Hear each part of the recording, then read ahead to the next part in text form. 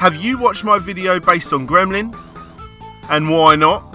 In this video I talk about the legendary comic book artist Leo Baxendale and his work on such strips as Sweeney Toddler, The Bash Street Kids and Dennis the Menace. No, not this Dennis the Menace, the real one.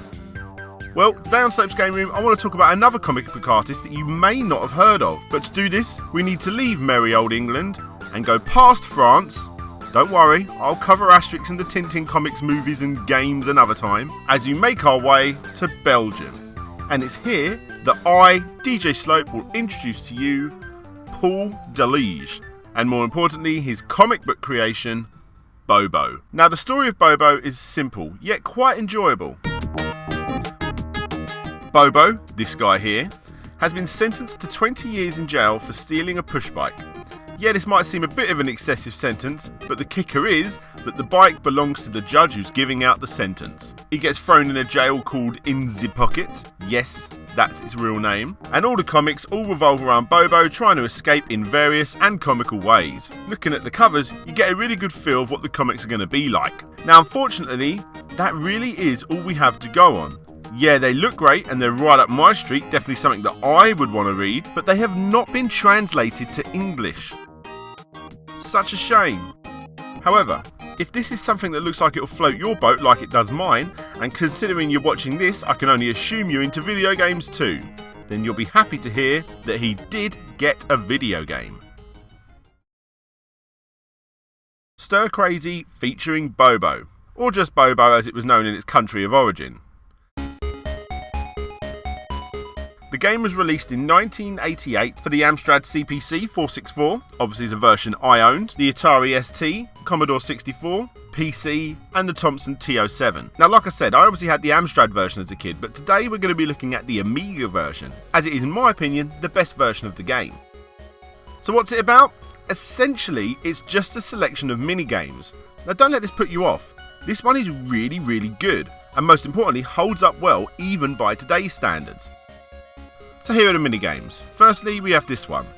Yeah, you've seen ones like this before, it's very similar to the classic Tapper game, but for this setting, it works quite well. And in fact, I actually played this before I played the original Tapper. But anyway. In this one, you're tasked with cleaning dirty footprints. This one's actually quite a lot harder than it looks. Okay, this one's pretty clever. You need to bounce the inmates that are jumping from their cells, but not back into their cells, but instead out of the prison. Okay, so this one's dated quite a lot, there's no denying that. Maybe this is where Sonic Team got the inspiration for Sonic's obsession of grinding of late. Then again, maybe not. So here we have one of the more obscure ones. As a 7-year-old kid, I never really got this one, and not a lot has changed. Bobo has taken it upon himself to make sure everyone gets a good night's sleep by retucking them in, I suppose, all whilst avoiding what I can only imagine is a piss pot. Either way, this is essentially another Tapper type clone. Now you may have noticed by the numbers that I've actually missed one of the 6 minigames. Why? Because it's my favourite and I wanted to save it till last, alright? So this one's one of those obvious button mashing minigames. And out of the millions of the ones I've played in other party games and track and field clones, this one's gotta be up there, one of my favourites. Potatoes go down the chute and you gotta peel them. Do it as fast as you can, otherwise it gets too much for poor old Bobo. And you'll end up getting flooded by the bloody things. Like I said, this plays exactly like any other button mashing minigame that you're used to, but in this one, you're peeling potatoes. And you know what?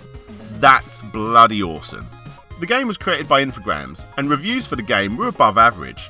Gary Wilson of Amiga Computing enjoyed the character so much in his playthrough of the game that he predicted Bobo could potentially become one of the megastars of computer entertainment. Unfortunately though, for Gary and myself, this was the last time we ever got to see anything of the mischievous inmate.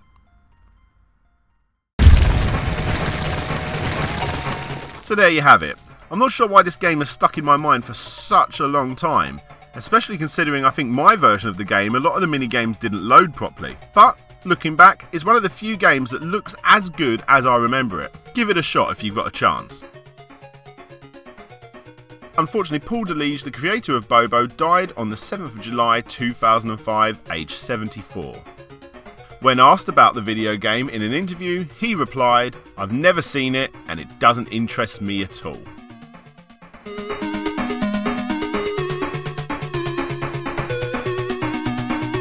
Hey guys, thanks for watching my review. If you want to check out any more Amstrad CPC games, click the links that you see here.